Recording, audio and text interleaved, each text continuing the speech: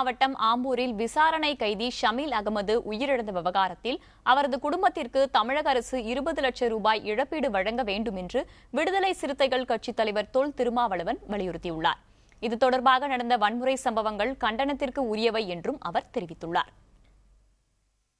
தொடர் கைது நடவடிக்கைகளை தடுத்து நிறுத்த வேண்டும். அப்பாவிகள் மீது போடப்பட்டுள்ள பொய் வழக்குகள் அனைத்தையும் திரும்பப் பெற வேண்டும்.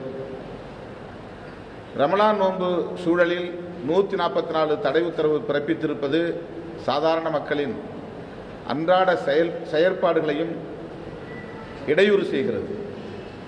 எனவே 144 தடை உத்தரவையும் தமிழக அரசு உடனடியாக திரும்பப் பெற வேண்டும் என்று வலியுறுத்துகிறோம்.